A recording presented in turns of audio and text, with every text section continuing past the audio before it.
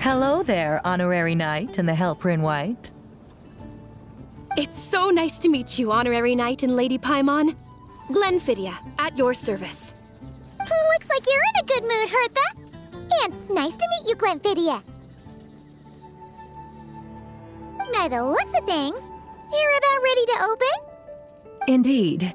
Thanks to some help from the Angel's Share and the Cat's Tail, our drink stand is ready to go.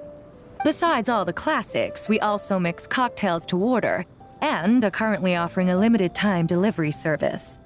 Cocktails? Do you remember that time we served as bartenders at the Angel's Share? And recently, you've also shown off your skills at the flagship in Nocrai. We sure have come a long way, huh?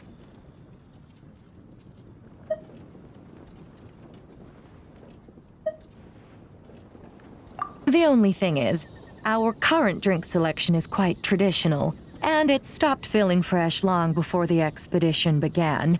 To offer everyone some more exciting choices, we're planning to revamp our menu.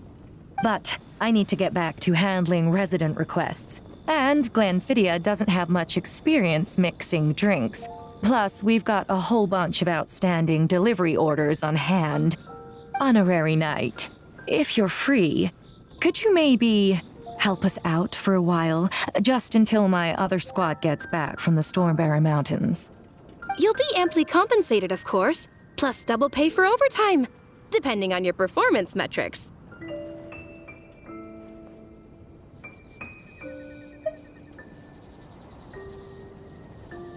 Paimon's not sure what performance metrics are, but she's happy to help with deliveries. As the best guide into that, Paimon needs to keep up with the changing times. Besides, this'll give her the chance to explore the city and stay up to date with all the recent goings-on. Working with you two is always such a breeze. I'll do my best to support Lady Paimon in any way I can. I'm very skilled when it comes to things like portioning out drinks. All right. Well, if you're ready too, then let's get to work.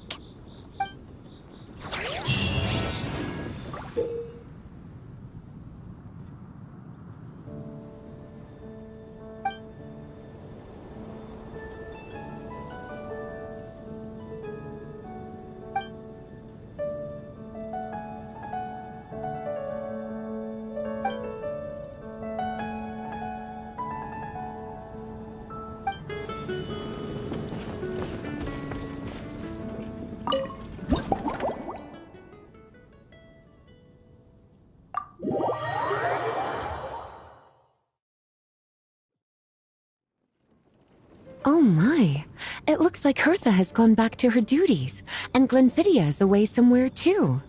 Has our dear cutie taken complete charge of the drink stand?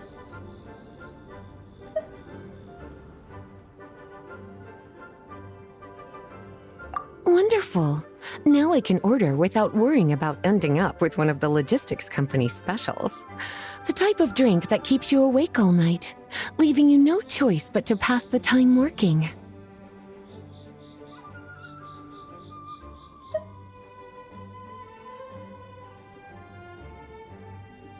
That's right. I'm just a carefree librarian now. If only there weren't so many people with overdue books, and I didn't have to go door to door to get them back. I would have dropped by to chat with you sooner, and try out your delightful creations, of course.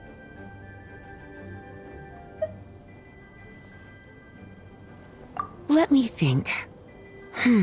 I don't really have a favorite drink. Just rustle me up something rejuvenating that'll lift my spirits. And if it could help me nod off to sleep later, that would be even better.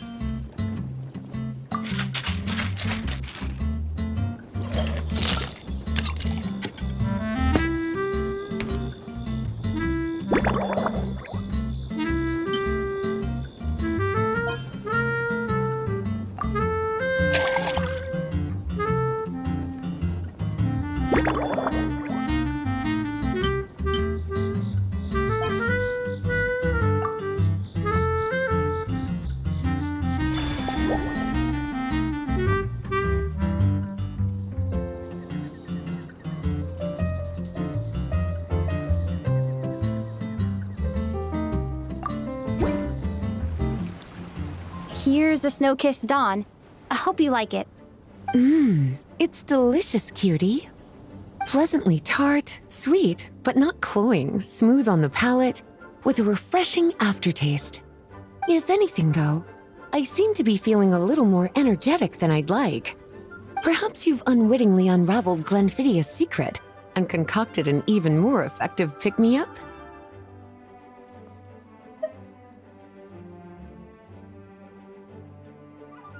Don't worry, there's no rush. Your eyes are aglow with curiosity, as though you have many more questions to ask. Let's chat for a while. Take your time. Inspiration will come soon enough.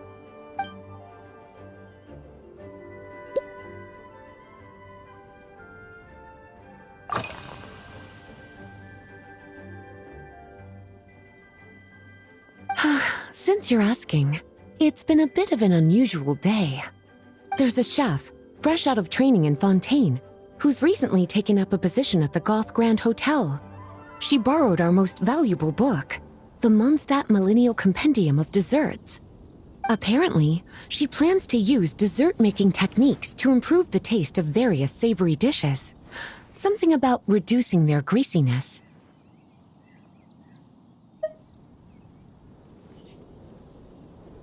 Indeed, and judging by the results, she rather overdid it with the caramel sauce. What should have been fragrant meat slices ended up tasting nauseatingly sweet. Caramel sauce is such a fantastic ingredient, you know? It never fails to please when added to drinks. Sometimes I even add a spoonful to my afternoon tea. Improving food, I suppose, isn't always about being as creative as possible.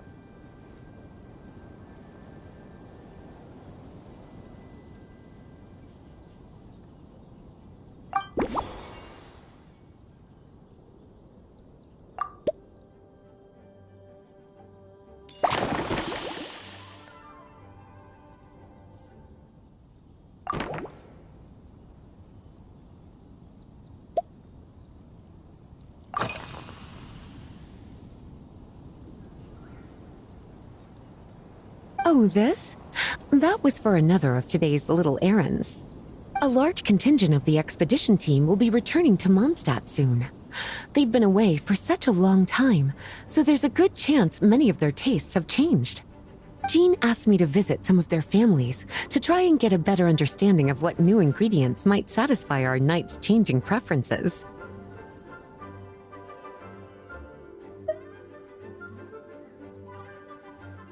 Well, they've all devoted their blood, sweat, and time to protecting Mondstadt. They deserve some care and respect in return. Based on what I gathered, the most requested ingredient was cacahuatl from Natlan. It seems like our knights have developed a taste for cocoa. In their letters, many of them mention that they rely on cocoa to keep themselves energized. I've tried hot cocoa myself, and I must say, I find it just as effective as coffee when it comes to staying alert.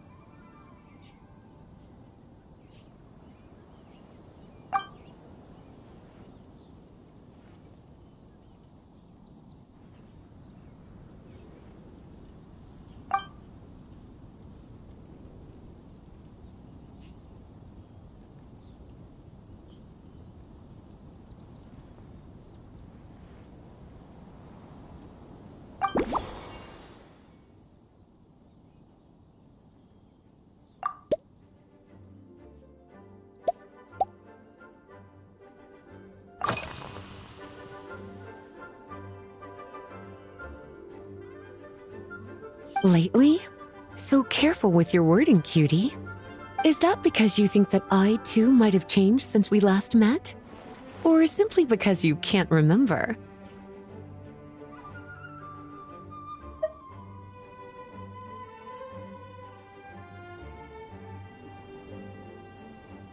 Not bad at all. A flawless answer.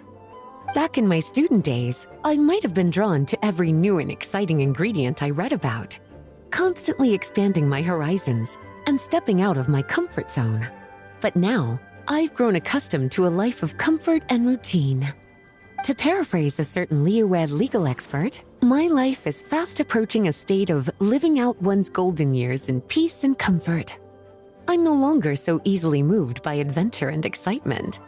I'm sure you remember, a few years ago, when we were adventuring together, you found me that sweet-tasting alchemical ingredient. Well, my tastes haven't changed a bit since then.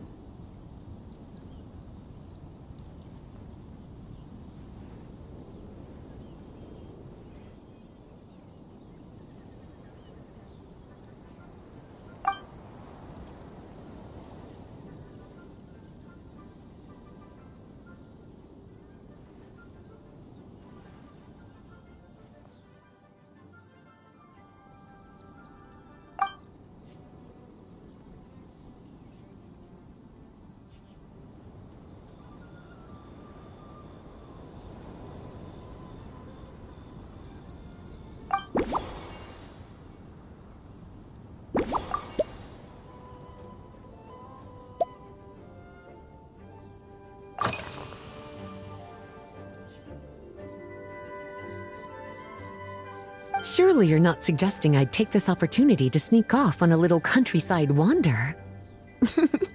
You caught me. My investigations into Mondstadt's lesser-known drinks took me to Dawn Winery, where I had a little chat with the head housemaid, Adelind. On my way back, I ran into Emilie out on patrol. She'd encountered some monsters she didn't know how to deal with, and in her desperation, asked for my help. I accompanied her on a detour to Wolvendom to teach some raving hounds a lesson. It's been a while since I've had such an invigorating workout.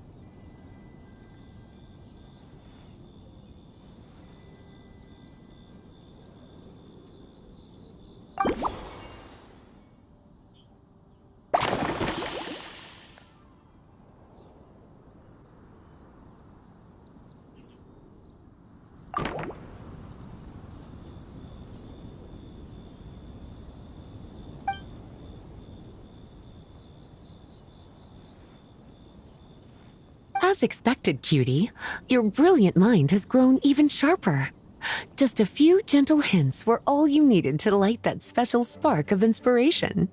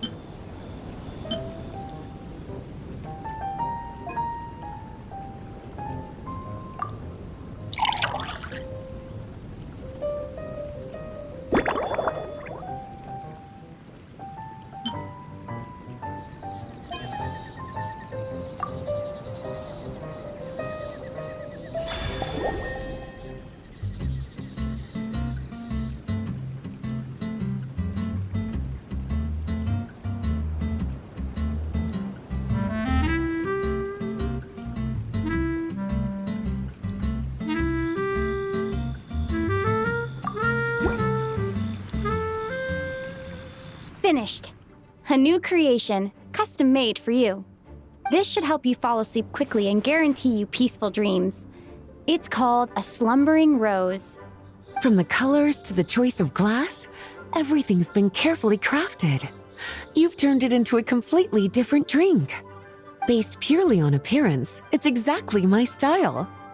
Time to see how it tastes. Full marks.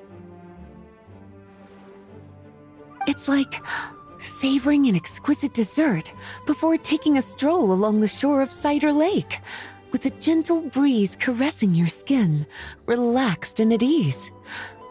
I no longer feel drained of energy, but neither am I overstimulated. I'm actually starting to feel a little sleepy. As a bedtime drink, this is pure perfection. So good, in fact, that I feel like writing an article to extol the virtues of this slumbering rose. I can use it as an opportunity to crown you the new Maestro of Mixology.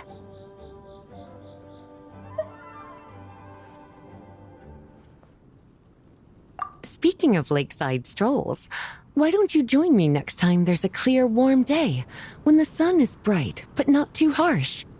Any walk would be more relaxing with you to talk to along the way, cutie. Then, when we get back, you could fix me up another glass of slumbering rose.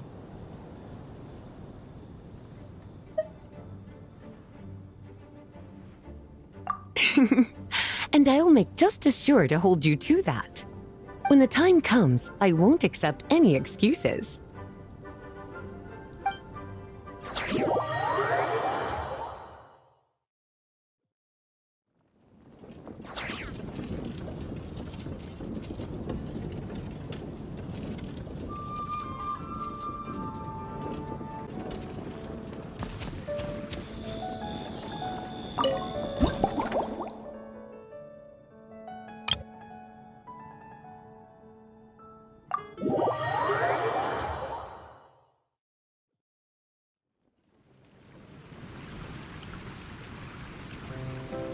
Good afternoon, traveler. I didn't expect the honor of witnessing your harmonizing talents here in Mondstadt.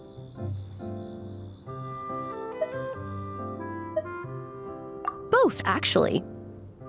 A lady calling herself a mage asked me to come manage her flower shop. At about the same time, the Cat's Tail commissioned me to create a new fragrance for their establishment. Ending today's busy schedule with a drink crafted by you in person is truly a wonderful reward.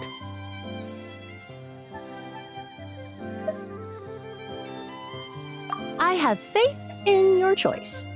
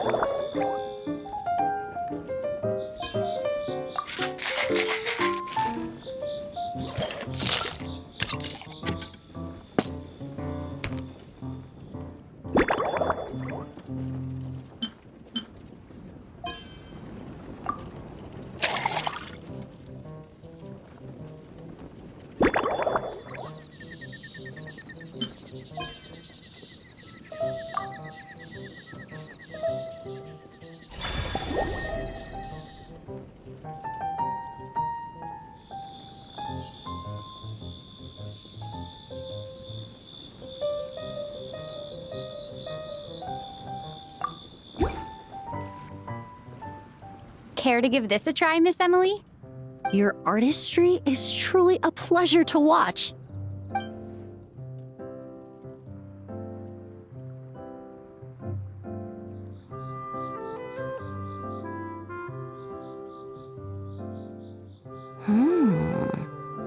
This tastes like a local variant of a Lumideuse Twilight. Am I right? The gentle and elegant taste, with its distinct layers combined with a hint of Mondstadt's characteristic scent, offers quite a welcoming flavor, all the while avoiding potentially discordant aromas. Though in reality, there's no need for you to be so conservative. I have quite a high tolerance for flavors that stray outside the boundaries of conventional wisdom.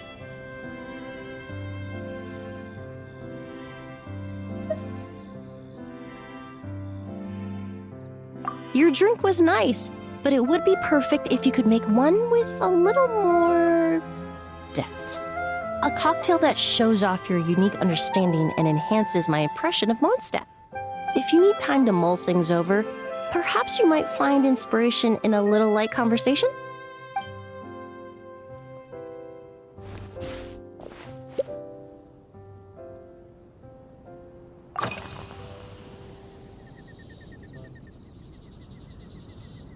Oh, thank you for asking. It's been going well, though this trip to Mondstadt has presented some unexpected challenges. When I first got here, I was relying on a copy of An Overview of Aromatic Substances and the Human Senses to identify promising local ingredients from the Mondstadt region. To my surprise, my trial fragrance, which used Valberry as the primary note, proved far too sweet in the context of a tavern, relaxing people so much that they ended up feeling drowsy. The bartender with the beautiful ears, for instance, fell asleep right at the bar.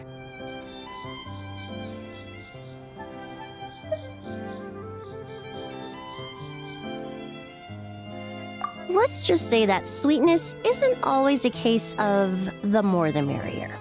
Maintaining an appropriate balance is beneficial for both body and mind. Even in daily life, I rarely eat sweet food, and I try to avoid fruits like berries that have a high sugar content. In the end, I completely eliminated Valberry as an ingredient and turned instead to Windwheel Aster, with some success, I might add.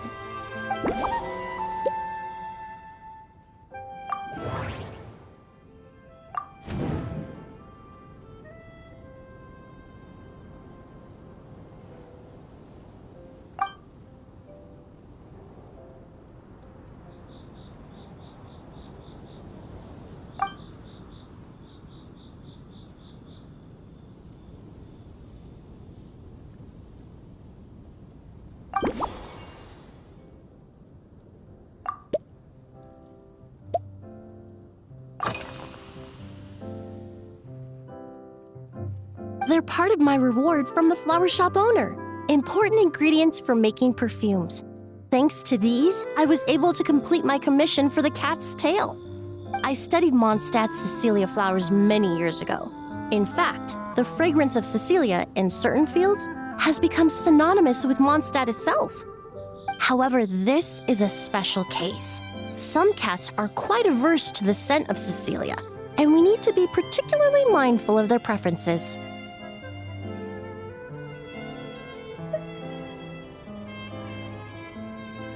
Windwheel Aster. The various parts of the Windwheel Aster plant can be ground into a powder to extract their essences. I then blended the scents from its petals and leaves. The result carries the intoxicating sweetness of mead, while still emphasizing the fresh notes contained within the flower's stems and leaves. I just took it for a little trial run at the cat's tail, and the cats seemed to really like it, while the clients themselves found it comforting and invigorating. Extracting exquisite fragrances from ordinary overlooked ingredients? Oh, that's what truly brings me joy.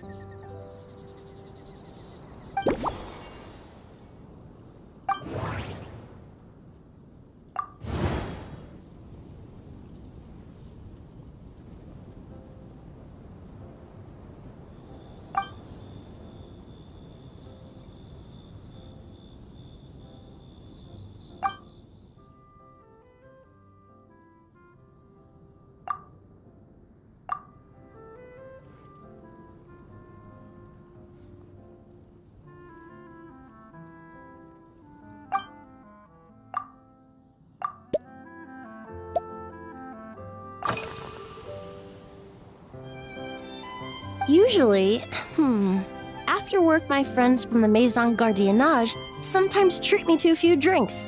I usually stick to fruit tea. That way, I can get straight back to work after our gatherings. If it's before a holiday and my friends are in high spirits, I sometimes order a small glass of sparkling fruit wine. There was an officer named Clorinde who used to treat me to aged Corte wine. But since she was transferred to the Special Security and Surveillance Patrol, we haven't had the chance.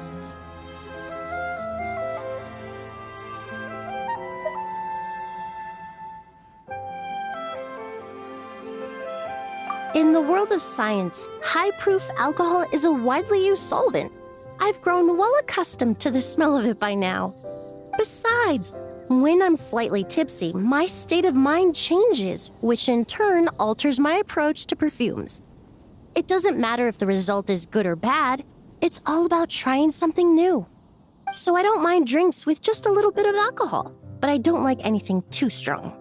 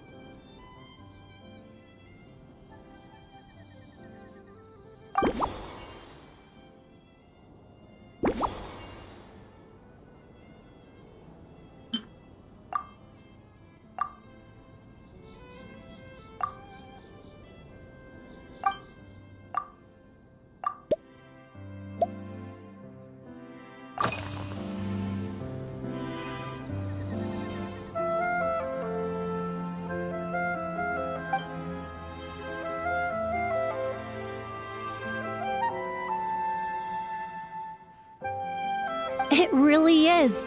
A while earlier, I watched a whole run of fair weather clouds float by, fluffy as pillows. It's not overly humid either, and the wind is gentle too. In such conditions, one's sense of smell is heightened, but not to an excessive degree. When scents are blended well, they naturally combine with the ambient context, leaving particularly powerful impressions.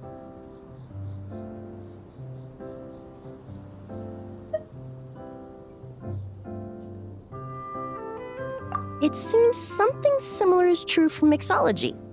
As long as you choose a base of appropriate strength, the various flavors will blend seamlessly together.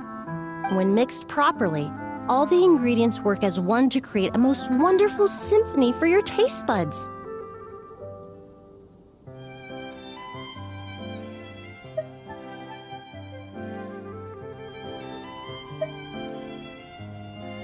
Yes, that's it. Now I think about it, layering distinct flavors doesn't really suit my personal preferences.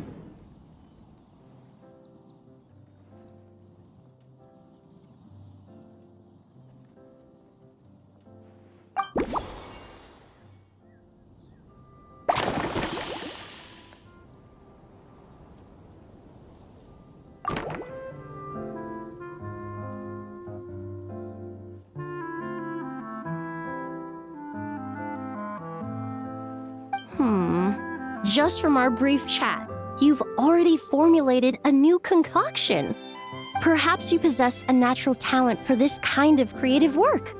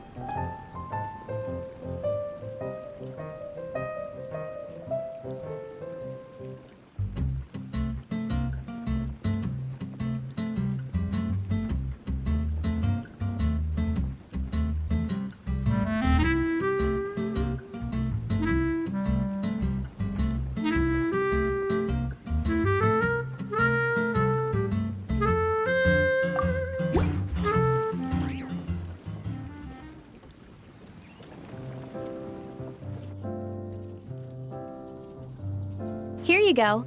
A new and improved Emilie-inspired Lumideuse Twilight. I haven't come up with a name for it yet. The colors are cooler and more refreshing, and the fragrance is delightfully subtle to match. Are these bright specks on the surface the crushed petals and leaves of windwheel asters?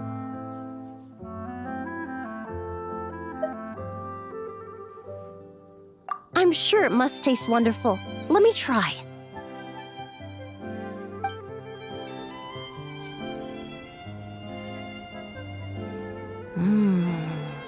In the language of flowers, the windwheel aster represents the visible winds. Your cocktail not only captures their form, but also the fragrance they carry. Therefore, I suggest you call this drink Windborne Bouquet. The winds and clouds of Mondstadt swirl together in the glass, leaving behind enchanting traces of fragrance.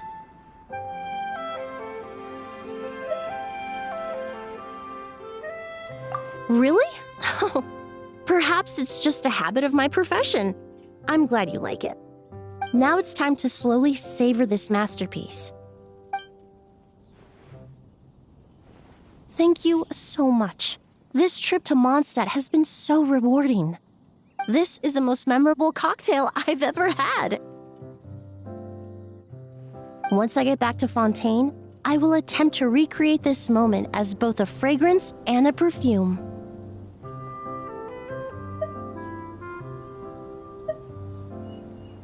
Once I've perfected the recipes, I hope you'll do me the honor of being the first customer to experience these new products. Until then, I look forward to seeing you in the Court of Fontaine.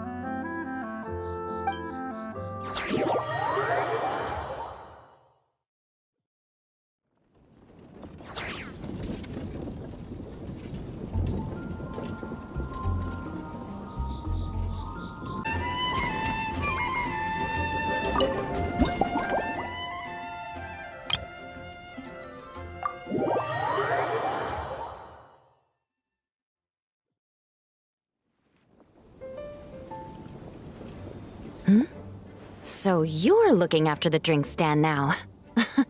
If I'd known sooner, I would have stopped by this morning.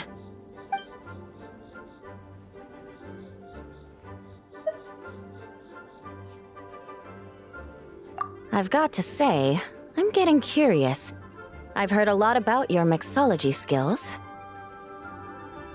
I wonder what kinds of drinks you can mix with the ingredients Glenfiddich has prepared.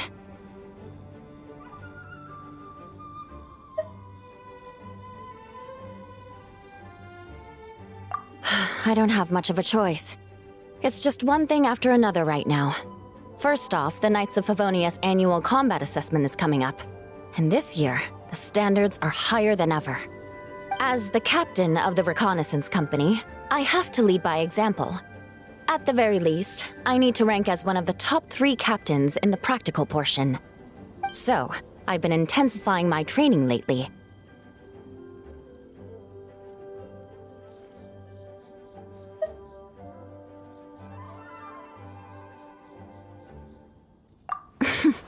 Being a descendant of sinners means I have to work hard to maintain my position.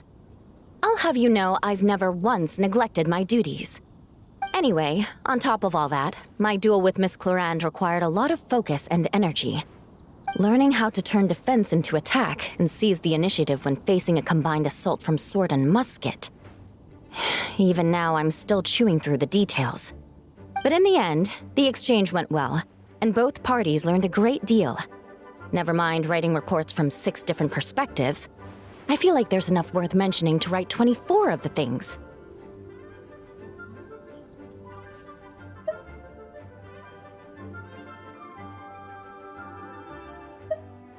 Oh, I sure could. Anything that'll perk me up would be welcome. I'll leave the details to you.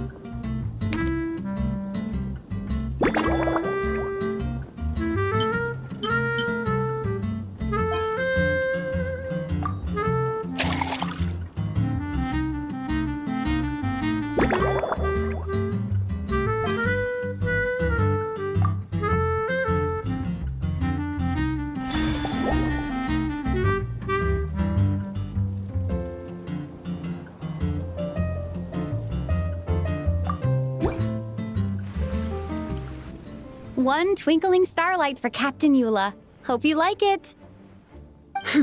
Judging by your confident tone, I'm certain I will.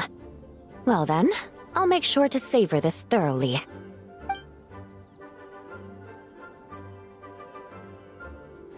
Huh, not bad. Sweet and tingly, with a delightful airiness. The fizzy water really brings it to life.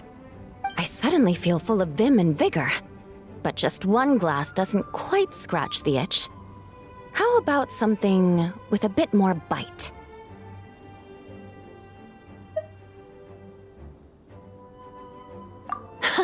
Don't hold back. You don't need to worry about putting me on the floor with nothing but a couple of drinks.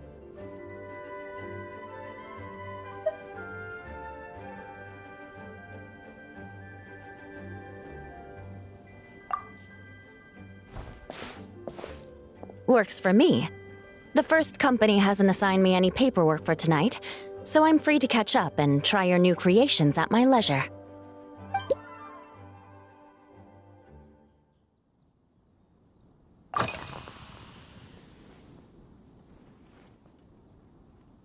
That's right.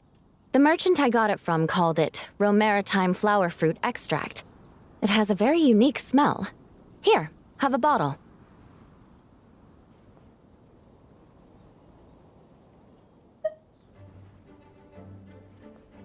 Oh, it's a necessary courtesy. In that book Miss Magistus lent me, The Blade Dancer, 20 Years On, it says, after a duel, a Fontanian swordsman will politely invite their defeated opponents to a banquet. To properly play host to Miss Clorinde, I searched for quite some time to locate a rare goods merchant in Dorman Port who sold this juice.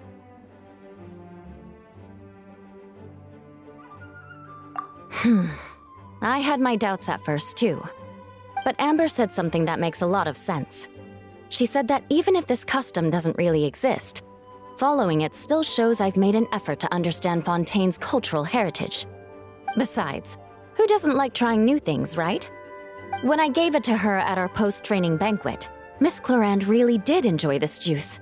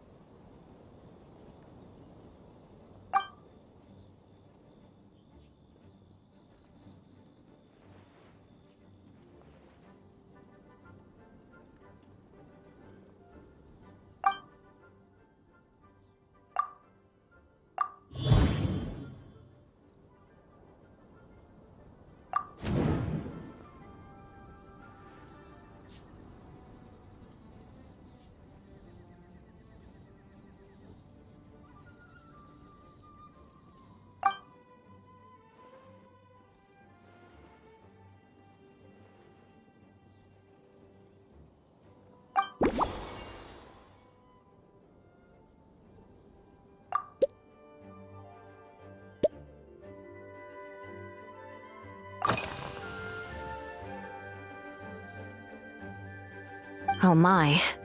To be honest, before we crossed swords, I was feeling eager, but also a little nervous. Miss Clorinde's combat style comes from the mysterious Marechaussee hunters.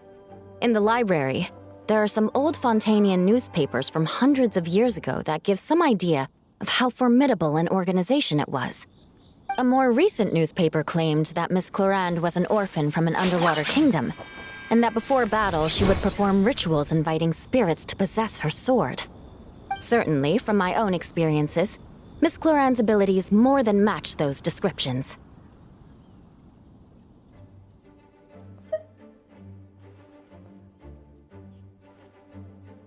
Incorporating elements of swordsmanship into a drink?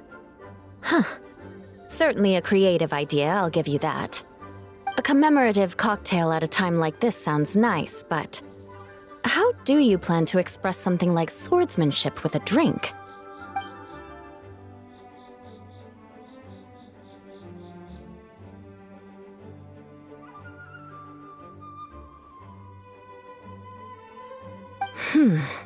That definitely matches the description I read in that book.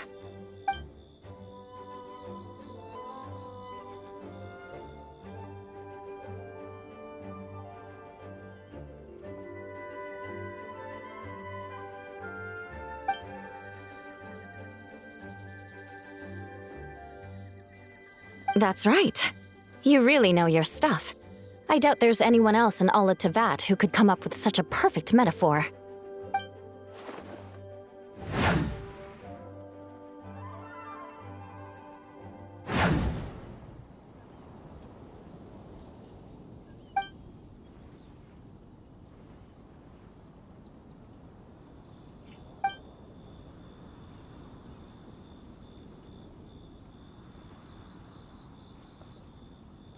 There's no need to make it sound so fancy.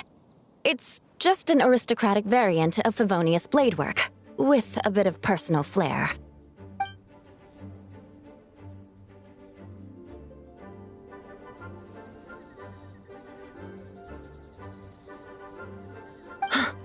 Firewater. In recent years, firewaters gained popularity the world over, following in the wake of prosperous Snezhnayan merchants. These days, almost every tavern has a signature drink that uses it as a base. You really are good. Why don't we try replacing the fruit wine with firewater? As for the alcohol content, that's not a problem. Plenty of the expedition team may have drunk themselves senseless with firewater. But me, I'm full of confidence.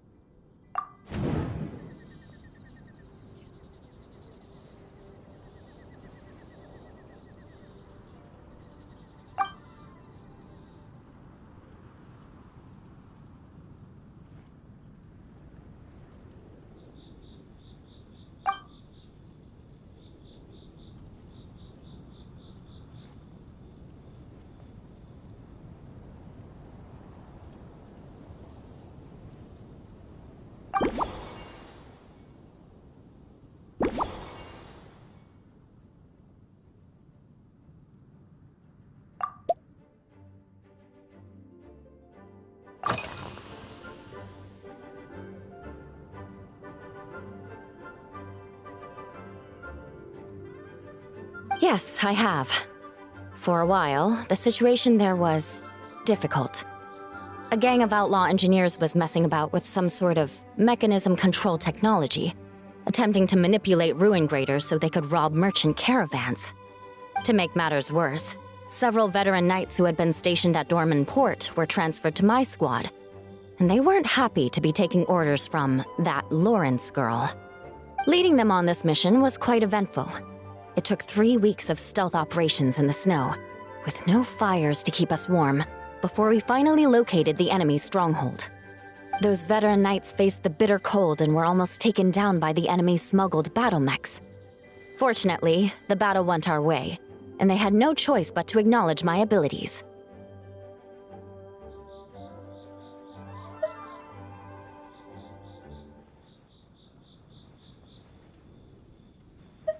Me? I'm completely fine. But thank you for your concern. It was mentally tiring for sure, but fortunately, the operation wore them down far more than it did me. They won't be questioning my authority again anytime soon. If any new recruits try to make my life difficult, I'll just have my veterans give them a few friendly pointers. I guess you could call them a permanent solution, huh?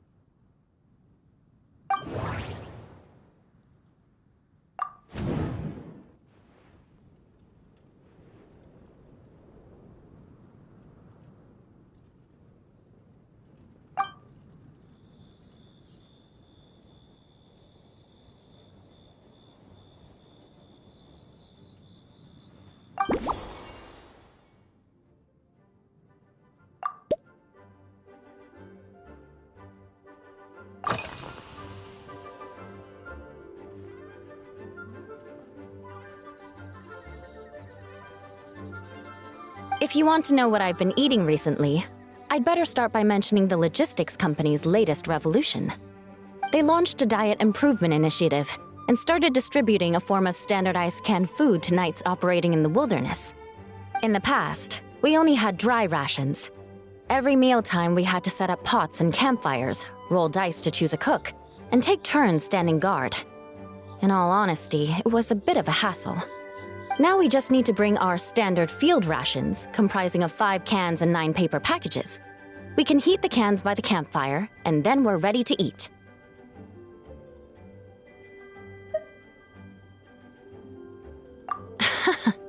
You did say, sounds like, right? Our canned food supplier has quite the stellar reputation, and their regular meals are indeed quite good. The problem is, in order to meet preservation standards, they have to make their military-grade meals way too salty. The vice captain of the 5th Company, who has a somewhat dry sense of humor, went so far as to say, "This food's bad enough to bring down the wrath of Li Yue's stove god." In any case, after eating it for a week, my taste buds have gone completely numb.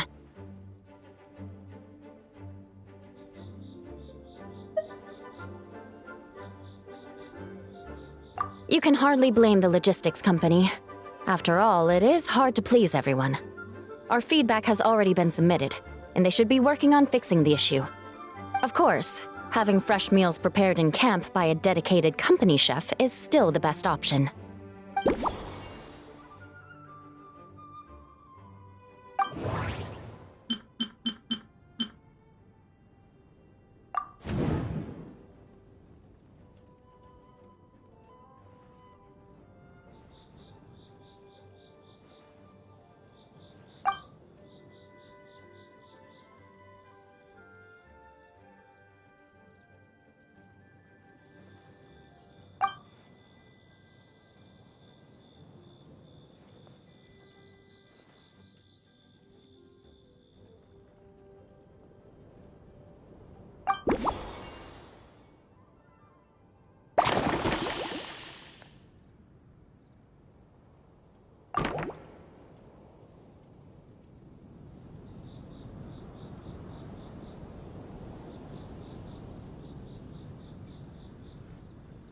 Brilliant!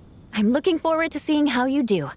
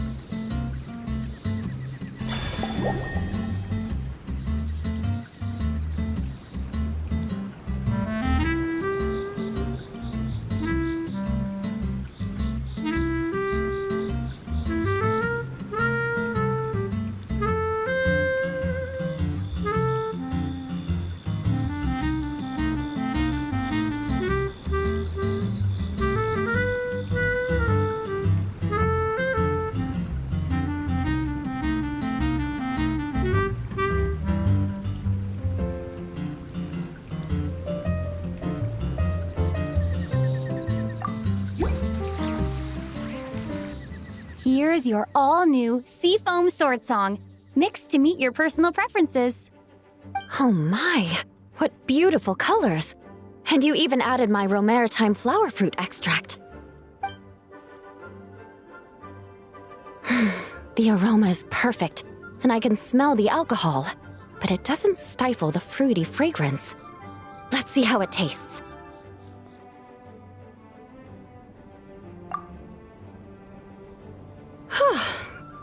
Give me a moment to come up with the right words. I need to think carefully. I know it's unbecoming of a lady, and a proper connoisseur would savor their drinks slowly. But I'm sorry, this is just too good to be true. Can you mix me another?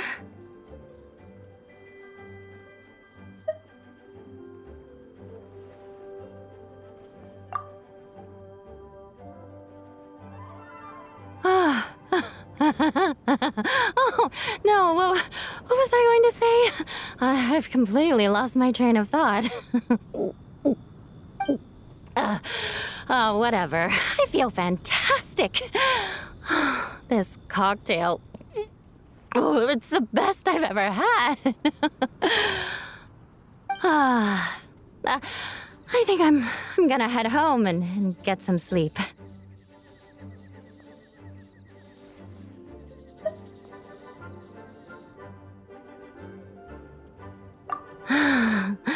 Don't worry about me. This is the happiest tipsy I've been in years. I'm still far from being drunk. By the time I've written up those reports for my exchange with Miss Clorinde, I'll have been on duty for 3 months straight. Jean, the acting grandmaster. Isn't it about time she gave me some time off? I won't be forgetting this injustice in a hurry. You mark my words.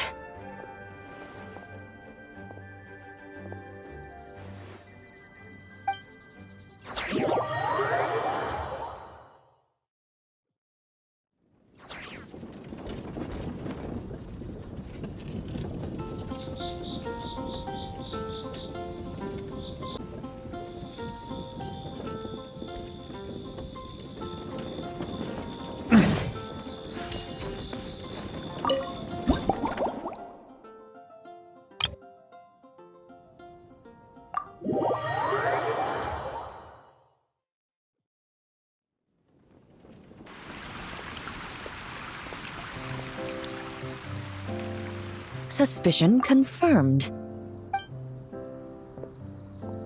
While patrolling the area, I was sure I'd sensed a familiar presence, so I came over to take a look. And sure enough, here you are.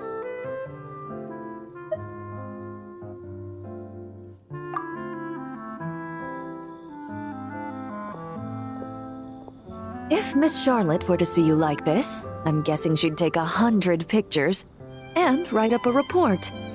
Sword-wielding traveler's secret side hustle.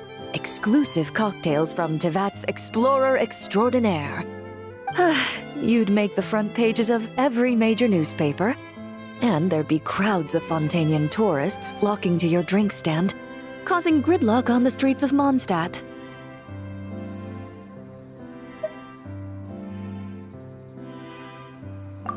Luckily for you, I turned down Miss Charlotte's request to accompany me here, so you're unlikely to be seeing any scenes like that.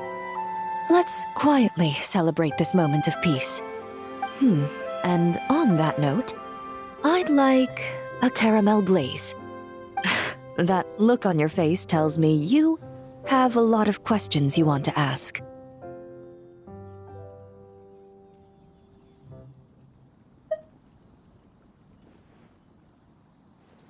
Calm and effortless. I'm shocked to learn you're a real pro at this sort of thing.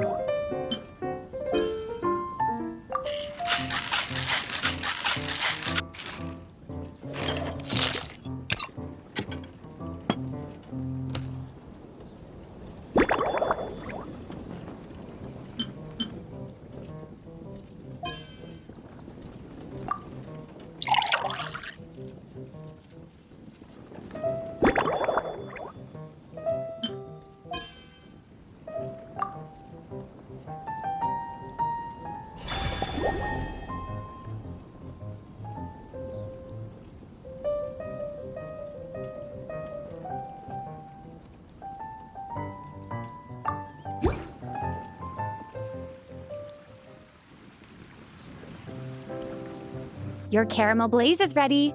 Try not to drink it all in one go. Huh. It sure lives up to its name. The color reminds me of a raging fire, while that aroma really hits you head on.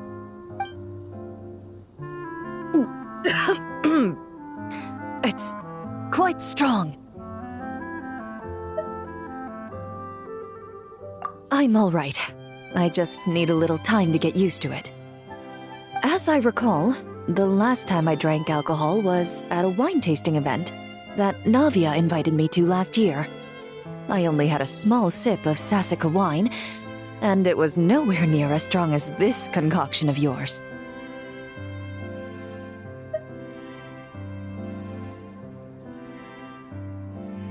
From a purely rational perspective, alcohol can cause dizziness and impair one's ability to work, so it's best avoided altogether. But when Miss Farina saw me off at the docks, she mentioned that Mondstadt is the land of wine and poetry. Since I'm here, I thought I should at least try the local specialties.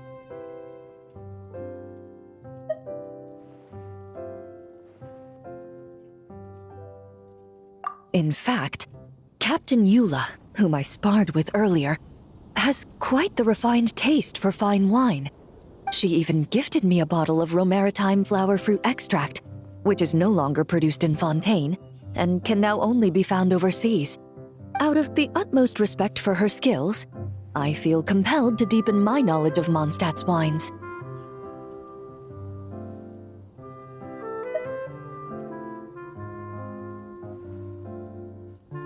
I truly appreciate all the trouble you're going to.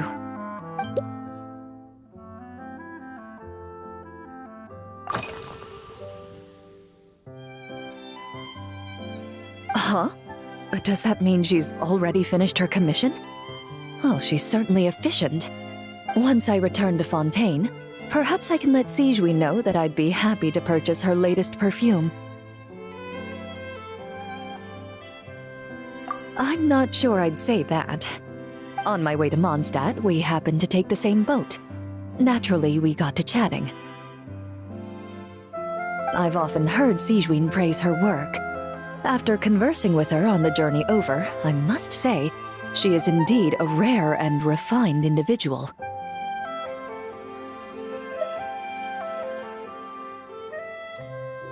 She's gentle and composed, yet keeps others at a distance. Perhaps it's due to her profession. I find this approach ideal. It allows one to maintain a lasting sense of inner peace.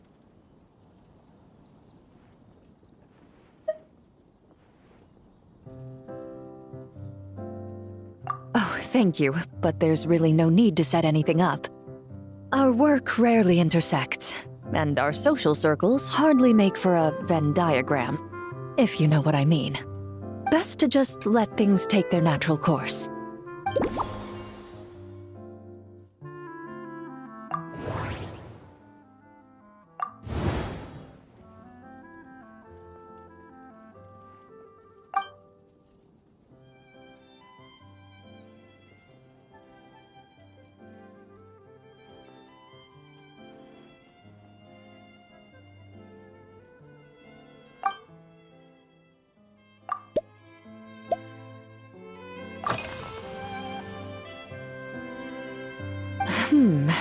When I'm working, I often drink coffee. But with meals, I prefer a lighter tasting drink, like Buell fruit juice. Since I eat a lot of meat, the slight acidity of the juice helps balance out the greasiness. Over time, I've grown accustomed to the sour taste. After the swordsmanship exchange, the Knights of Favonius rather kindly treated me to some traditional Mondstadt cuisine. I had 8 different meat dishes, and all of them were excellent. The portions were huge, and only the highest quality cuts were used. Everything was cooked to absolute perfection. Of course, there was still room for improvement. When catering to tourists, the sticky honey roast and pile 'em up might benefit from a slightly lighter sauce.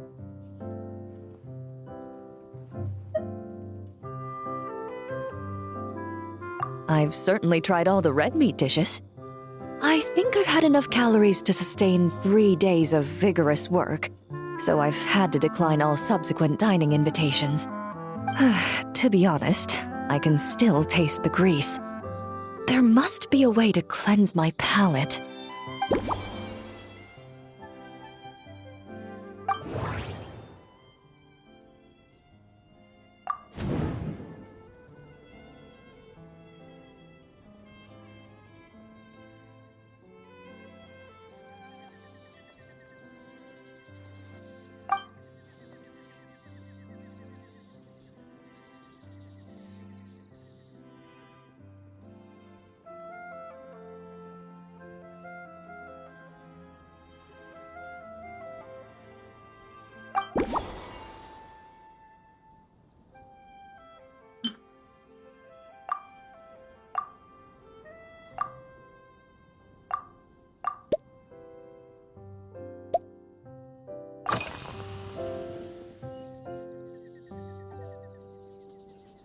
Indeed it is. The knights codenamed Hazelnut 3 and Hazelnut 5 gave me this crest. I must say, it's exquisite. They told me the design has only just been finalized.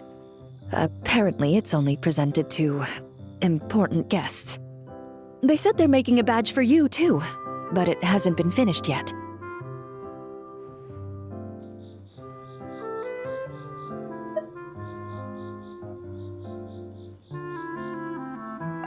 You're not wrong. I guess it's similar to how I can't remember the name of every clerk in the Palais Mermonia. But I'm certain you'll get to know them in time. They're clearly seasoned veterans. Even though they work desk jobs, they still turn up in full armor.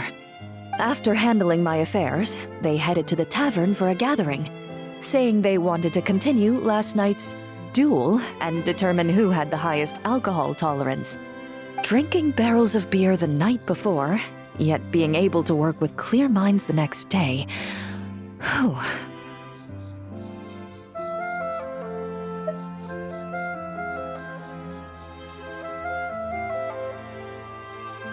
So what you're saying is, while Mondstadters may seem carefree, they actually have an admirable ability to know their limits when it comes to drinking.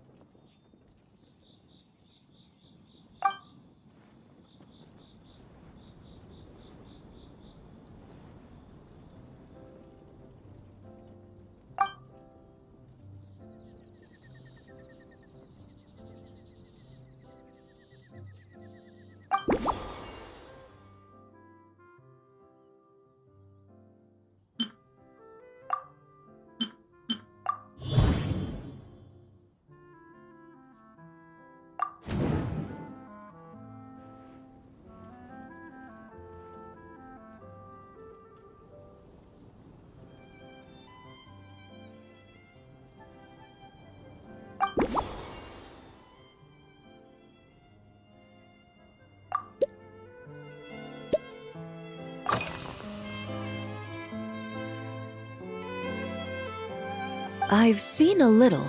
I took a stroll around the city the first day I got here. Navia's done some rather extensive research on this place. Many of the scenes and illustrations for the tabletop troupe were inspired by views of Mondstadt.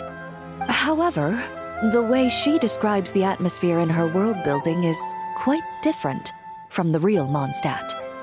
The deepest impression I've got since arriving here is one of swords and shields.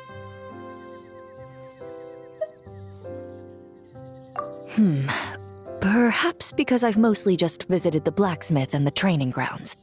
Recently, the newer weapons and armor produced in Mondstadt have been created using a completely different heat treatment process from those in Fontaine, with a higher carbon content in the surface layer.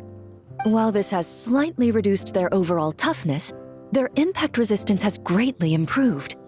These newer weapons give off a smell like overbrewed coffee.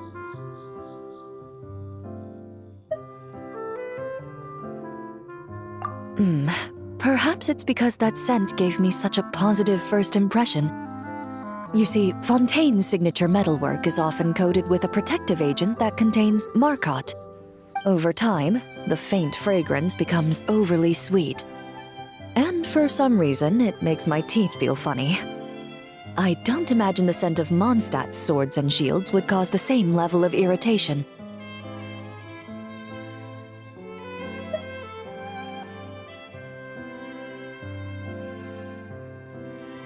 Of course, there is a solution to this problem. The next time you find yourself in Fontaine, there's another protective agent I can recommend. One that's as neutral as water, without any excess fragrance. If you also dislike being bombarded with sweetness, this protective agent should suit you well.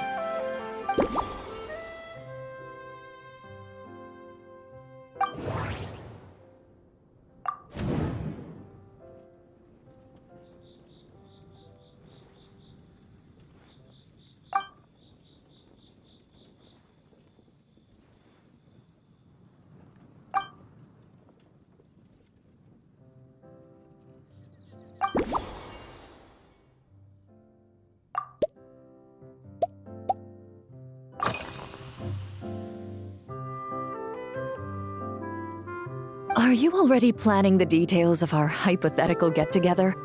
Based on my previous experiences with alcohol, I guess my tolerance is similar to Emilie's. Fruit liqueur is probably my limit. So when the time comes, I think you'd be best off mixing similar drinks for the both of us.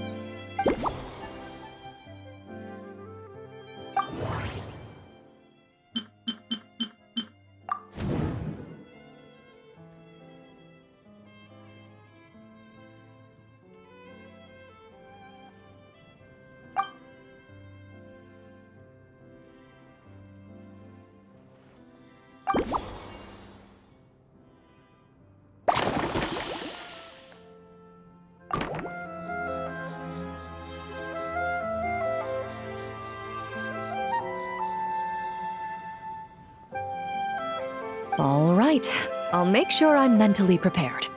Even if it's still a bit strong, I'll do my best to finish it.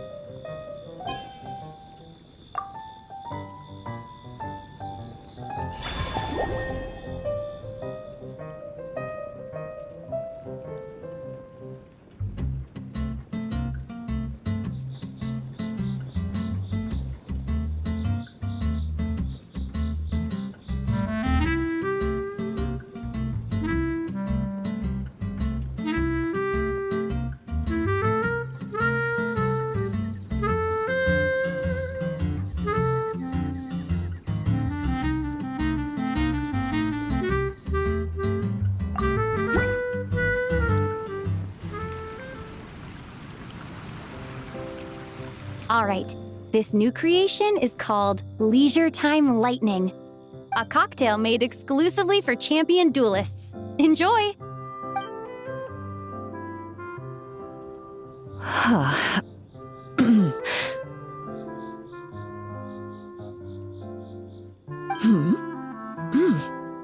Have you added fruit wine?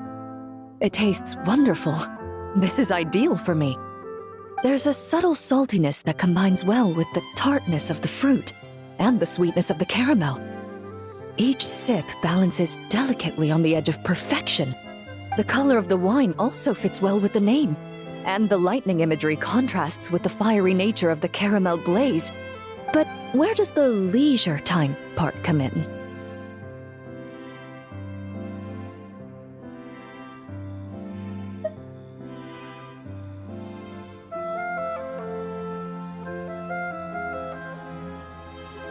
I see. That certainly matches the impression this cocktail gives me. Its unique aroma and taste will hold a special place in my memories of Mondstadt.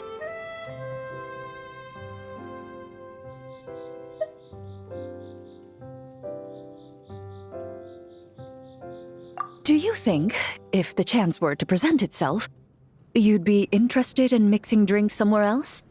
A cafe, for instance, or the Hotel de Boer? Mostly for Navia and Miss Farina's sake. Though obviously I'd be more than happy to try more of your masterpieces myself.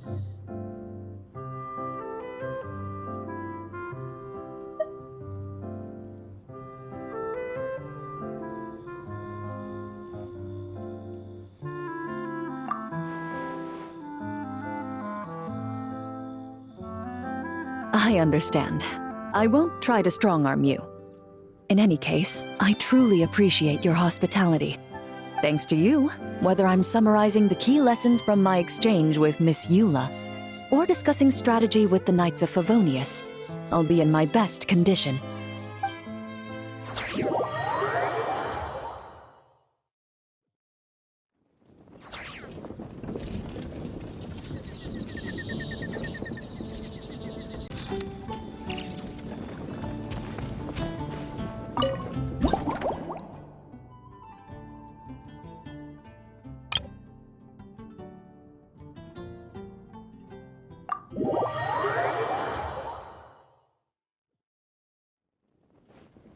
Huh? Is that Miss Honorary Knight? Yippee! It's you!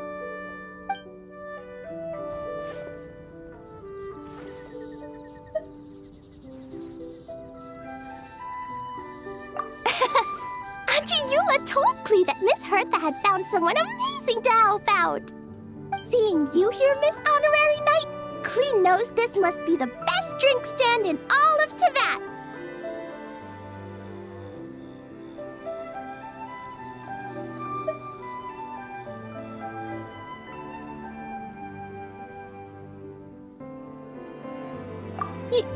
You mean this stand isn't already the best? Well, out of all the drink stands Klee's ever visited, Miss Honorary Knight's is easily the best. And no matter what drinks Miss Honorary Knight makes, Klee will definitely think they're yummy.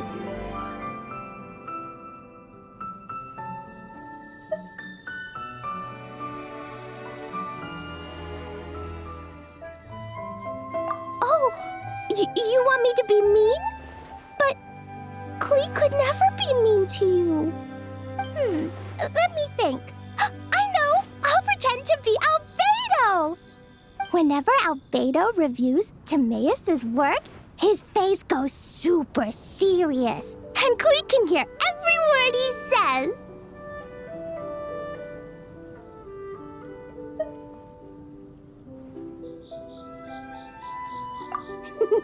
Get ready for Klee's super amazing order! These past few days, I've been having such a blast with Mom all day long! It's been so much fun!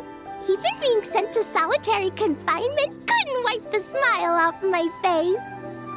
So, Klee wants to order a fair weather frolic. Anything like a bright sunny day will definitely put Klee in a super duper mood.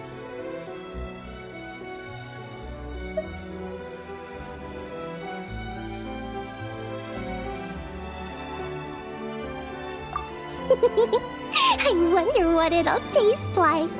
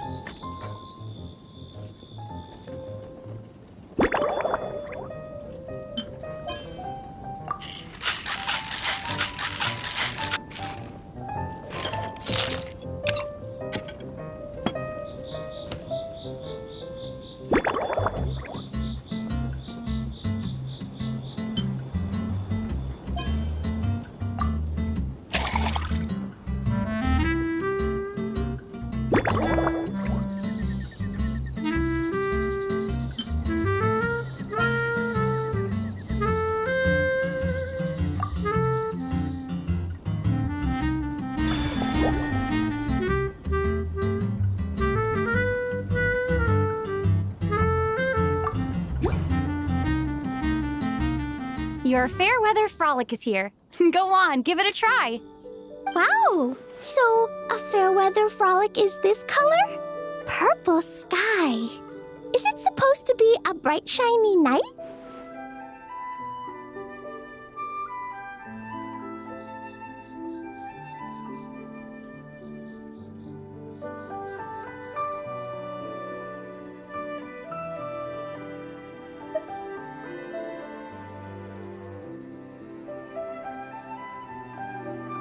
Cleve will take a sip first. Then you can think about it more carefully.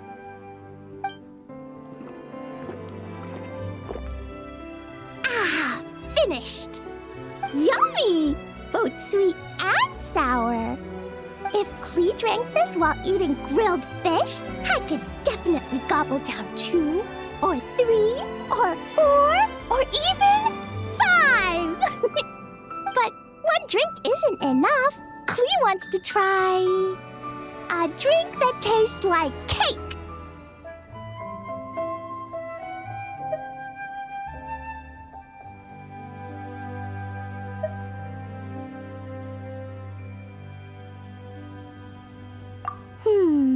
Klee doesn't know what drink to choose. Why don't we decide together, Miss Honorary Knight?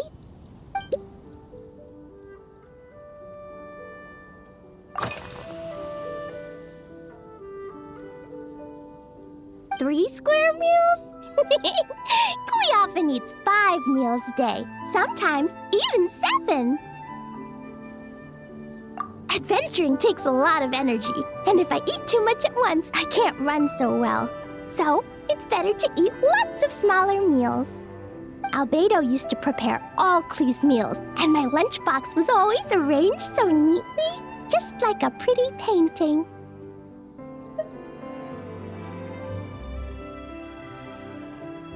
When Albedo's busy at Dragonspine, Klee goes to eat with the other Knights of Favonius. Kaya's camp is usually the neatest, while Amber sometimes camps in the trees. It's so much fun. Oh, and Auntie Hertha makes the best food. When my mom comes back, there'll be even more yummy food to eat. There's this one dish where she takes loads of different fish and makes them into little pudding cubes. It's called rainbow fish jelly.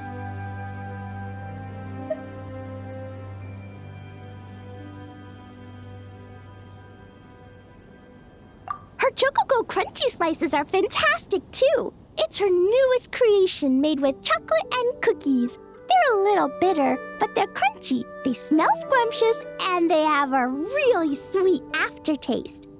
Whenever I eat them, I feel so full of energy. Next time, Klee will have to bring some for you to try.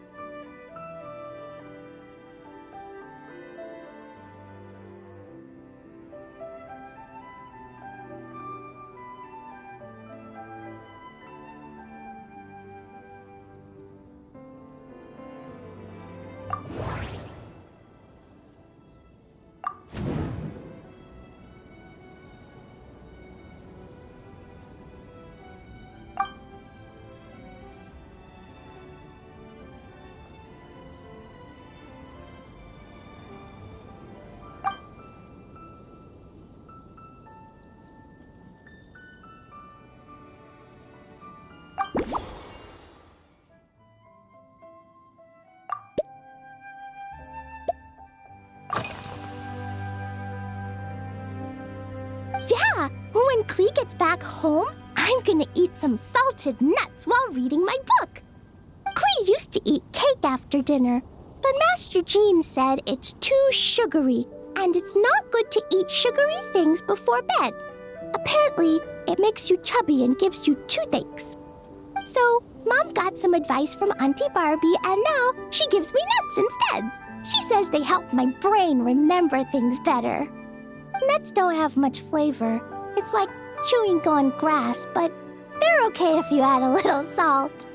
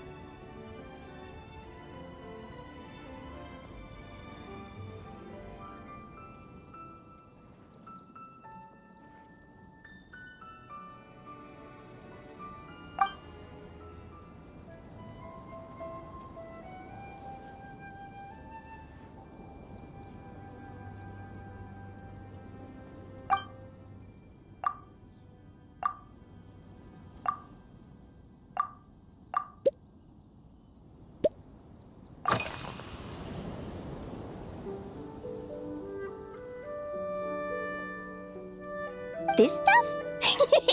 Mom taught me how to make it using the alchemy bench. A dash of sugar, then a lot more sugar, then some flowers from Mom's friend in Fontaine, star honey from Auntie Barbie, and finally, some magical jam from Auntie Tavia. Put everything together on the alchemy table, wish for the shape you want, then recite Mom's incantation, and poof! Dodokoshi candy!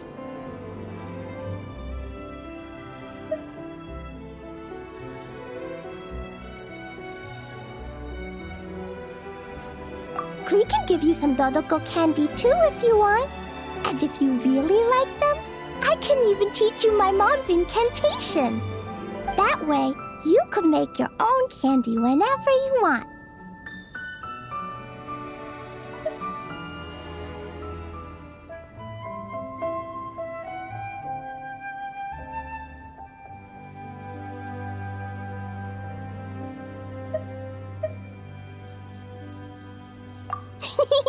If you get stuck, remember to come ask Klee.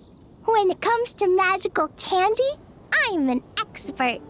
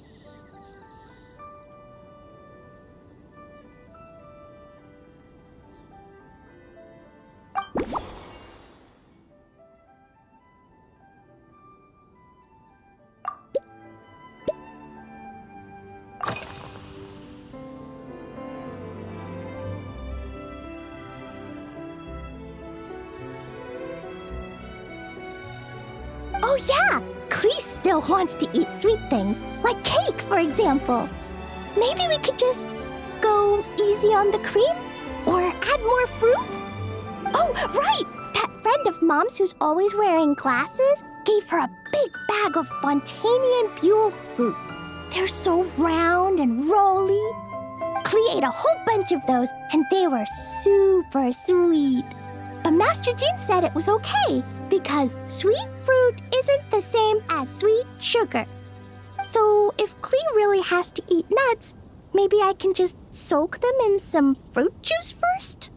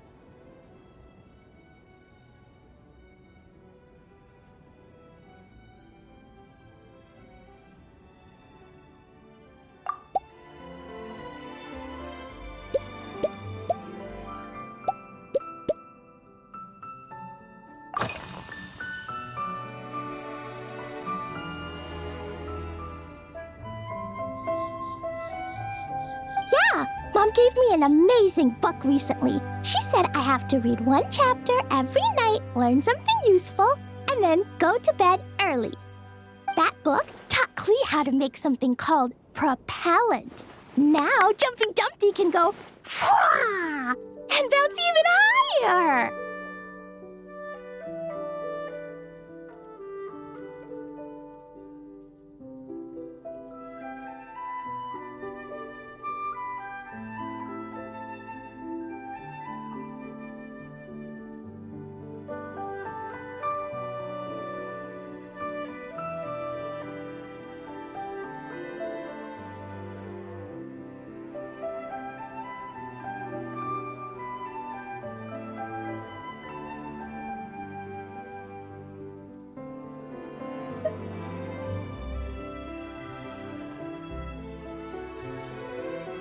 It's not hard at all.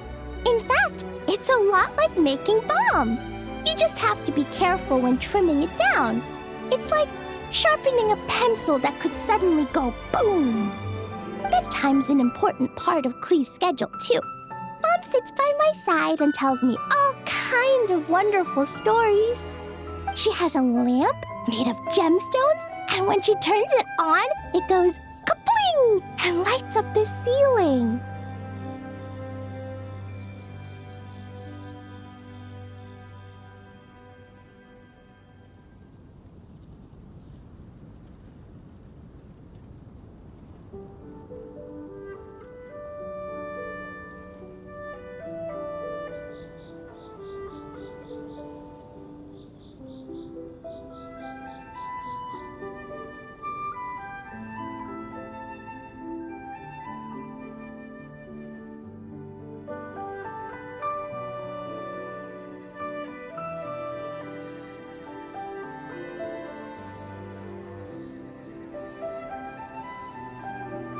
Yeah! When something happens in the story, the lights on the ceiling make pretty pictures. Sometimes Mom falls asleep before the story ends, so Klee has to tuck her in instead. As soon as Klee learns how to use the lamp, I can come tell you stories, Miss Honorary Knight.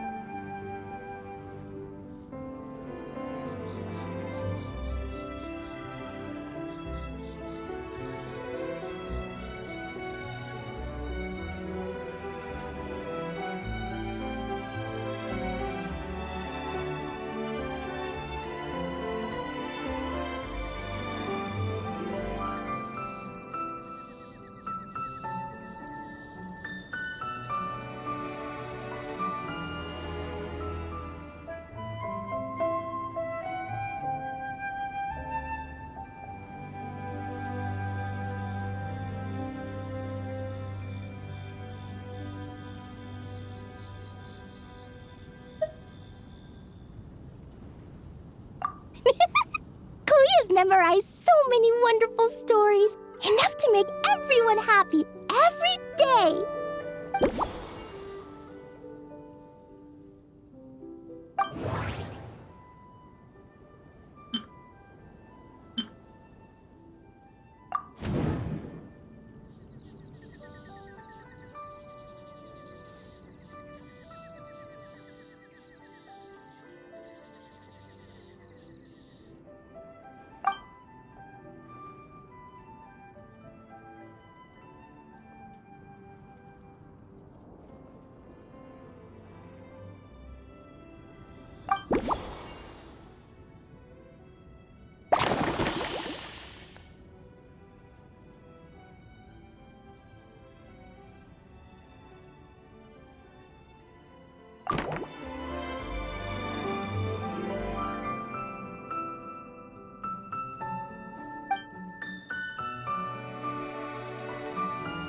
Yeah, that was quick.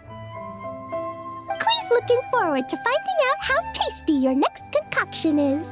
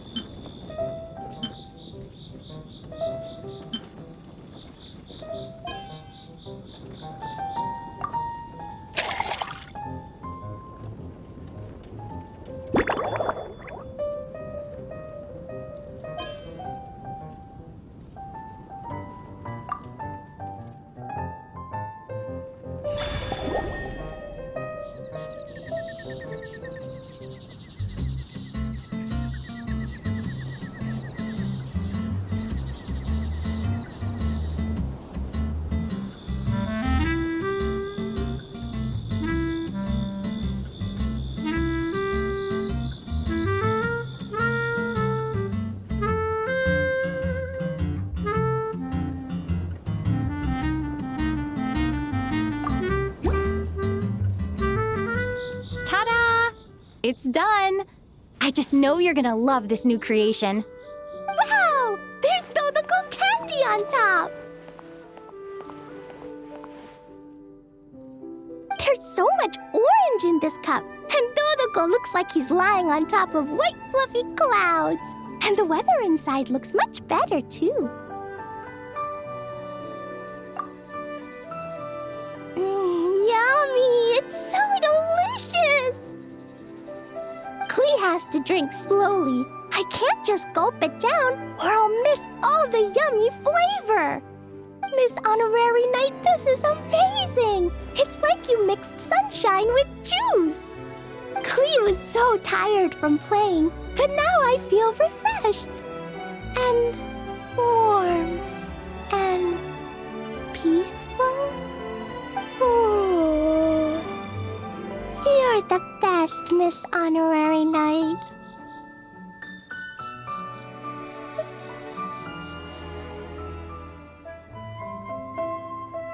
Really? Let me think.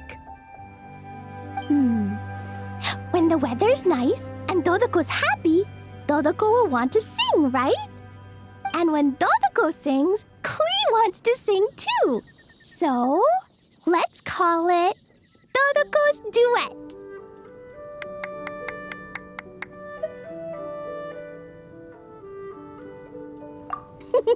Thank you! And thanks for making such a yummy drink for Klee. Klee's gonna go tell Mom that the best drink in Mondstadt right now is Dodoko's Duet.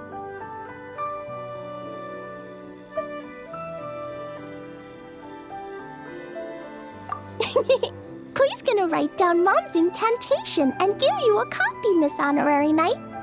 Then you should learn magic too, so you can make all the candies you want. See you next time!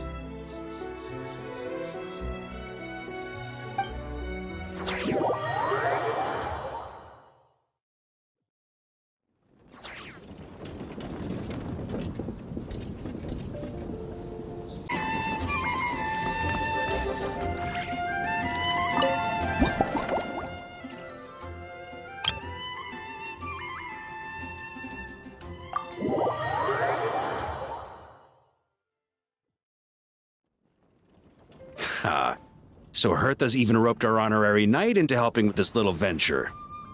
Now that I'm finally free to relax, it's time to start doing just that.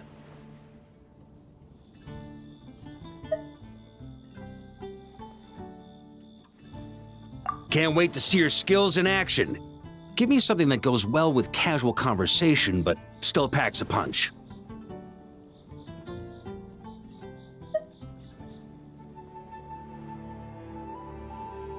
Of course they don't clash.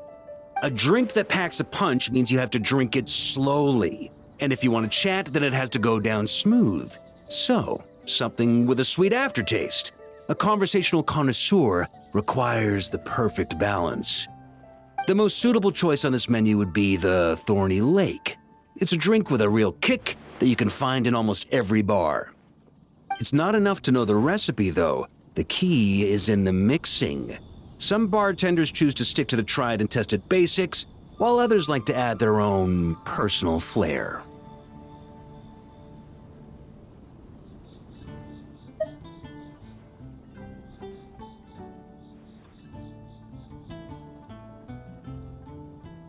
That's the spirit. Now, show me what you've got.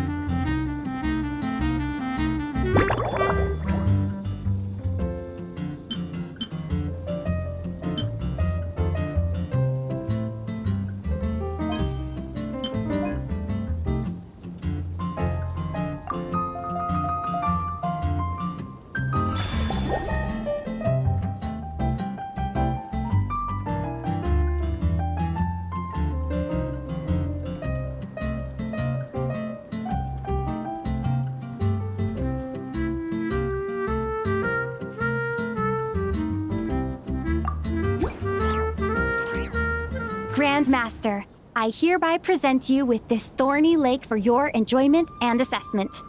Well, the color and aroma are certainly on point. But as for the balance of flavors, I'll just have to taste it and find out.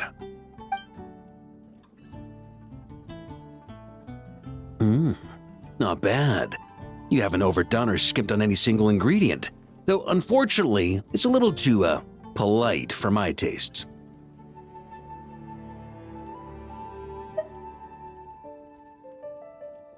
Perhaps I should have said modest.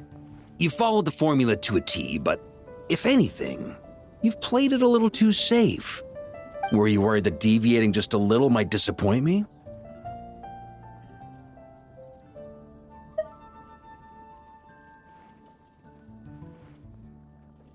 Hey, we fought side by side and dealt with things that even gods were loath to meddle with. Ours is a friendship forged in the margins between life and death. That said, if you ask me, you can ditch the nerves and work your mixologist magic. I'm looking for something that shocks the senses.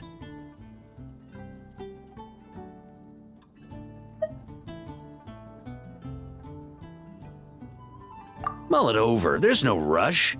We can chat while you think. Who knows? You might just find some inspiration to mix in with your magic.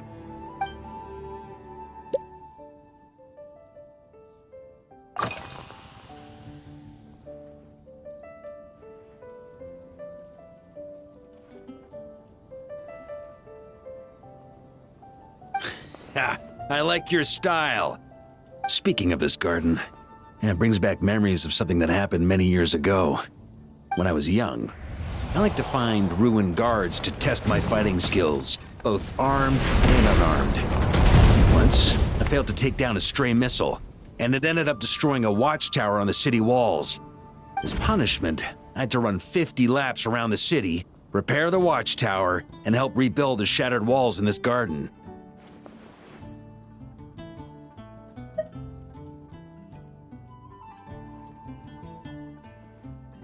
Indeed, among the misadventures of my youth, this is one of the most memorable ones. Mostly because that day, Crepus saw me covered in dirt. He took 2 bottles of 100-year-old wine and sent D-Luke, who looked even younger than Mika does today, to work out a clever way to get rid of Faru, who was guarding me. It was so hot that day, I could swear I was about to pass out. On a whim, I picked some mint leaves, put them in one of the wine bottles, and the result turned out to be surprisingly tasty. After Crepus tried it too, he was full of praise. He even wrote up an official recipe for my spontaneous creation. His customers loved it. Several summers passed, and Crepus kept writing letters about giving me a share of the profits, as though I could possibly accept.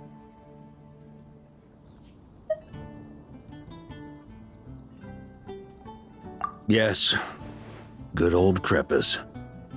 Faru retired years ago, but he still gives me a stern stare every time we meet.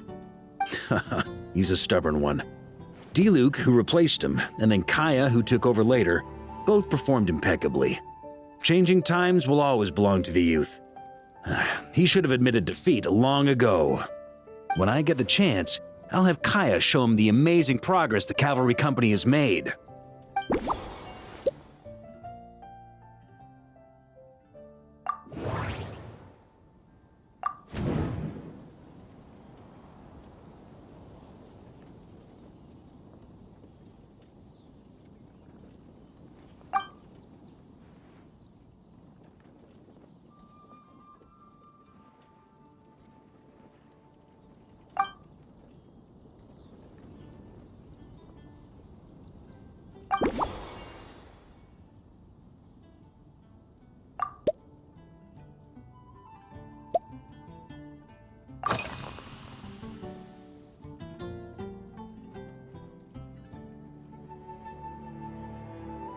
Well, let me think. I guess you could say it lacks impact. Even when following the same recipe, the techniques used to mix different ingredients can affect the taste. Sometimes, deliberately creating layers between spirits can bring out the different waves as each one hits the taste buds in sequence. In this regard, too, you've taken quite a tentative approach. Why not be a little bolder?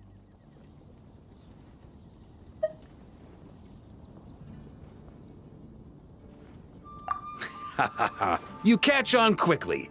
No need to explain further.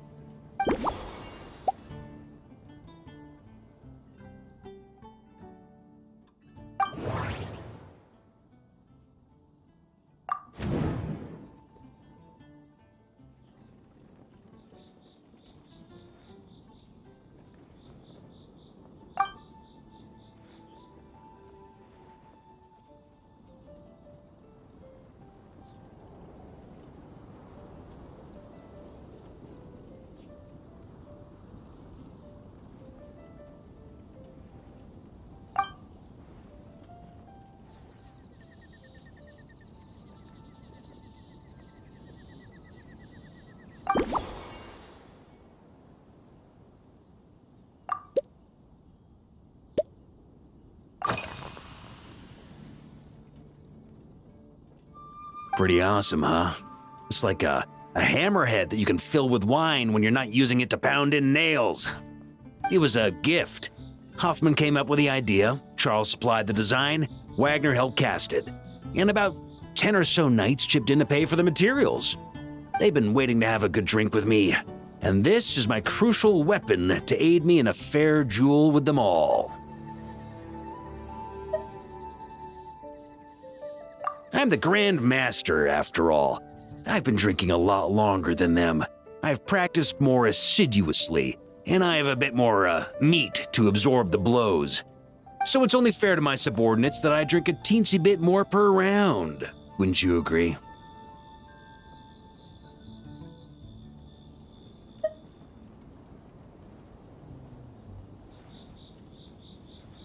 Of course, some of them have been training as long as I have, and those ones won't be getting any special treatment.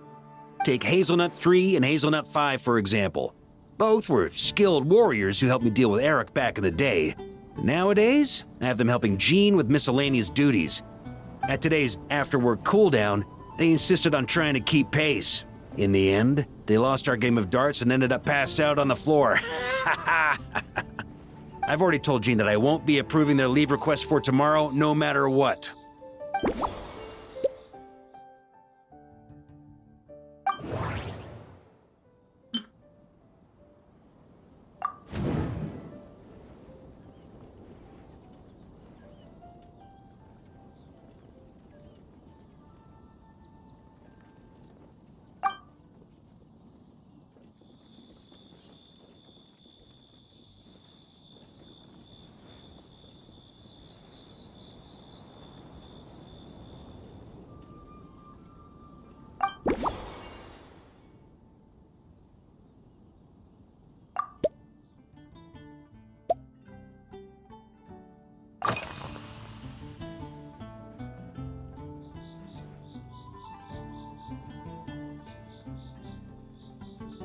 It's a treasured place that the Knights of Favonius have maintained for years, so it makes sense that it's become the go-to location for organizing such things. I heard that while the expedition was underway, you were a great help in giving those left behind the opportunity to put their energy to good use. Sometimes, I look through the photos I've been given from those events, though unfortunately, there aren't enough to include everybody.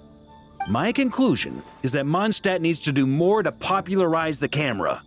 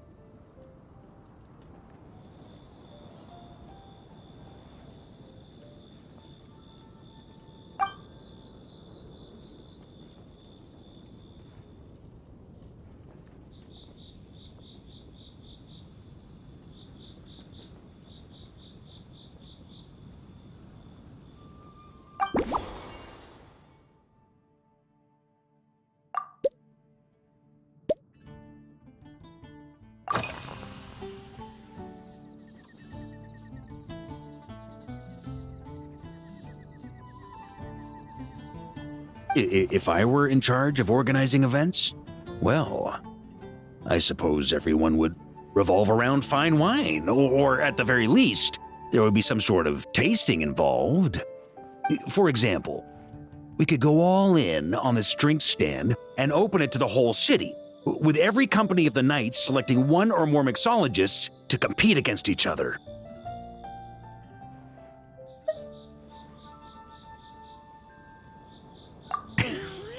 It's only a thought. Can't let things get too out of hand. If I were to actually throw a grand banquet, Jean would come after me with her sword drawn. Even Frederica would launch a punitive expedition. While in Notcry, we had a rule that knights must never get drunk while at their posts. Otherwise, it could lead to dereliction of duty, with serious consequences.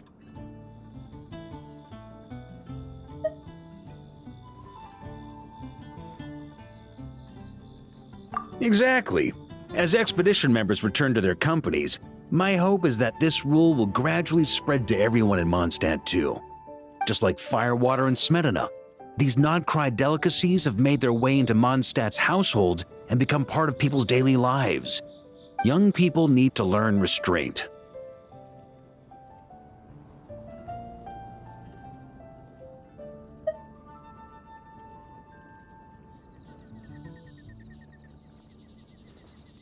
At the end of the day, no one should be biting off more than they can chew. Unless it's someone near my level, they shouldn't even be thinking about enjoying a light buzz when they've still got work to do.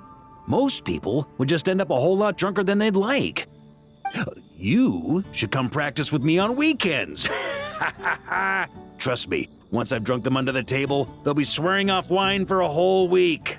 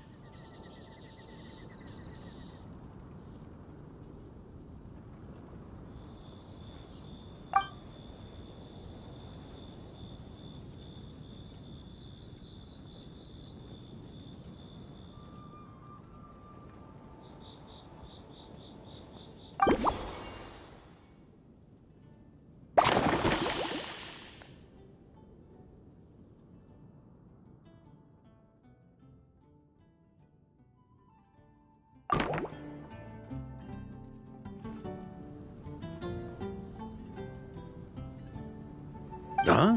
Oh, feel free. Whatever you're about to do, I've got a feeling I've hit the jackpot.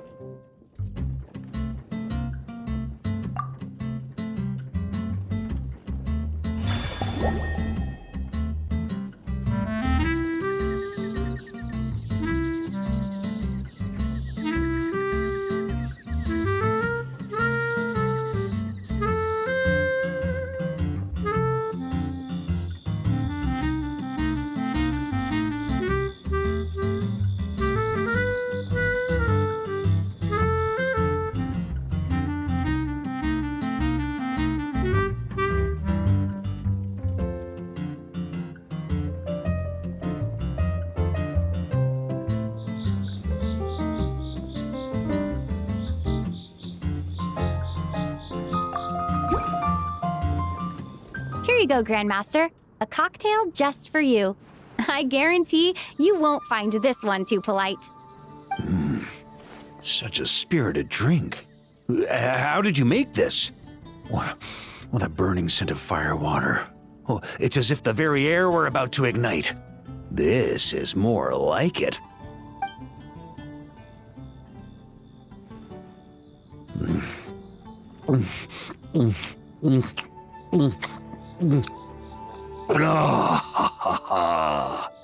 Perfection. It's clear that once you let go of your inhibitions, your talents really shine through.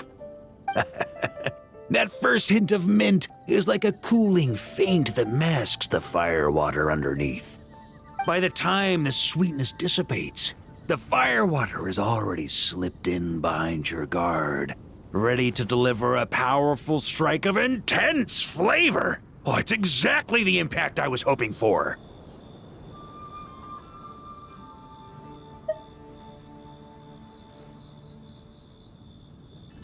That's the most ingenious part. Firewater's greatest flaw is a lack of aftertaste, but the Smetana perfectly maintains the flavor at the peak of its intensity.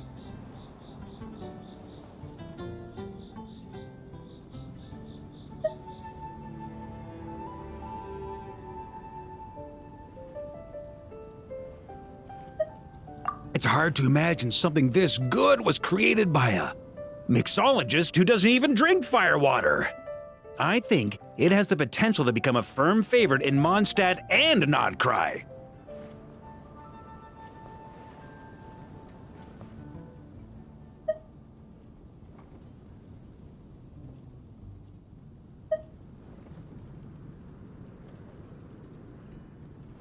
Iron Wolf.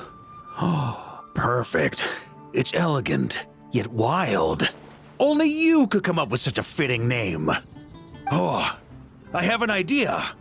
Why don't we name our Knights of Favonius' drink stand after you? Let's call it the Honorary Knights Cocktail Shack.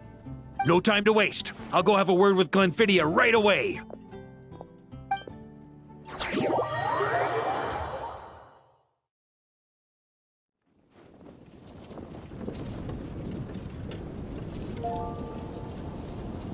Hey there, traveler!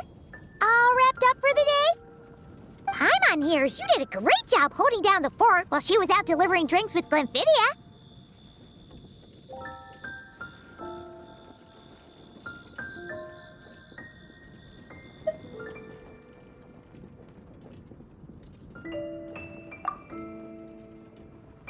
Whatever the reason, the Honorary Knight is clearly one of the most talented mixologists in Mondstadt.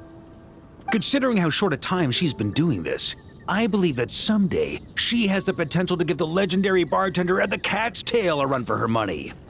I fully support your decision, Grandmaster. The Honorary Knight has really put in the hard yards. The drink stand will remain open for a little while longer to provide a proper welcome to our returning expedition members. Then, once we locate suitable premises, we also plan to look at operating a permanent service. Hooray! Everyone in the Knights of Favonius will get to drink all the delicious cocktails they like! Nothing short of what I'd expect from a true disciple of Hertha. You've really considered this thoroughly, Glenfiddich.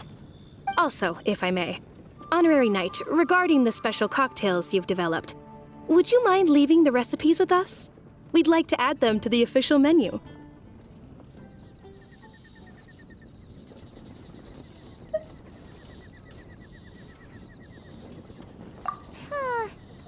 Paimon feels like there's something you still want to say. Let Paimon have a guess. Based on your personality, you probably want to introduce the origin of each different cocktail. That way, customers will know who inspired you to create these amazing drinks.